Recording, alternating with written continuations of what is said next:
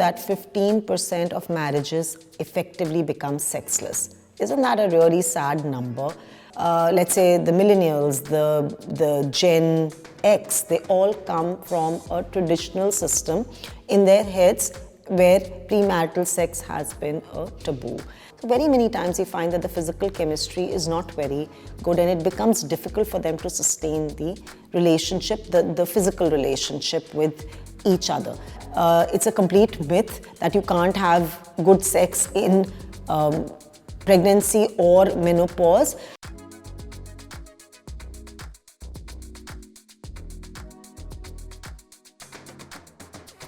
Hi, I'm Dr. Rachna Khanna Singh and I am a mental wellness and a relationship expert. Today we're going to talk about a very interesting and exciting topic and a topic which is also taboo in very many people's heads. So let's talk about it and start breaking the taboo around it. So we're going to talk about sex and mental health. Of course, we understand that sex is a very, very important part of a good long-term relationship and especially a marriage. But do you know that 15% of marriages effectively become sexless? Isn't that a really sad number? Why would you not want to be physically intimate with your partner and enjoy the partnership to its complete fullest? Okay, so what is it? Why is it that, so many marriages end up being sexless? What happens? Why does the sexual intimacy die down in a marriage? Now, one could be the monotony which sets into a relationship, the boredom which sets in. The other aspect could be the aspect of a mismatched sexual desire or a mismatched libido. Then there is also a mismatched sexual physical chemistry. So we come from most of us, let's say the millennials, the Gen X, they all come from a traditional system in their heads where premarital sex has been a taboo, or at least it's not been open. Of course, we don't see the same happening with Gen Z because of the dating apps, and we see the hookup culture also.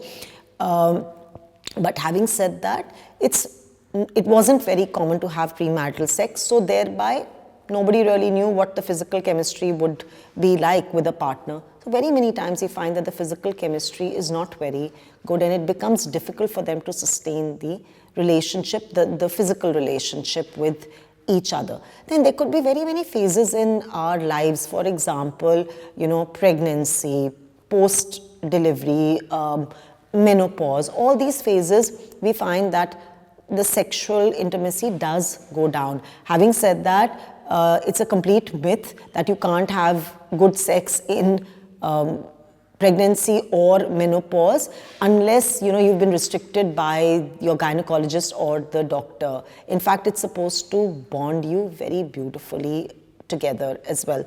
Then of course, if there is a challenge in our physical health, that also brings down the intimacy. And not to say the least, the emotional disturbance in a marriage or a relationship can definitely tantamount to the marriage not being successful on the physical platform. So by the way, why is sex so important in a relationship? Well, it is a very important aspect. Emotional intimacy is one aspect, but the emotional intimacy deepens with the physical intimacy. Physical aspect of a relationship is nothing but an extension of the emotional intimacy. And of course, the bond deepens and you can have a very beautiful, satisfying relationship with each other. It liberates fantastic positive hormones, reduces our stress, and also brings the couple with a wonderful togetherness with each other, brings your confidence up and your self-esteem up as a couple also. So what starts happening if you do have a sexless marriage or if there is lack of sexual interest by one partner in the marriage? Well, obviously that starts to create a breakdown in the system. So that starts to create an emotional breakdown also. Baggages start to appear and thereby we see, resentfulness in the partners. We see so many different negative emotions like anger, depression, anxiety, low self-esteem, not feeling liked, not feeling validated, and also we see extramarital affairs rising. this is what starts to happen when the marriages are sexless. So what do you do? Well, you start to communicate. You communicate better, talk about your differences, build trust with each other, talk about your sexual preferences, engage with each other at very many different platforms together, and reach out to a counselor or a sex therapist if you feel you're having a difficulty there.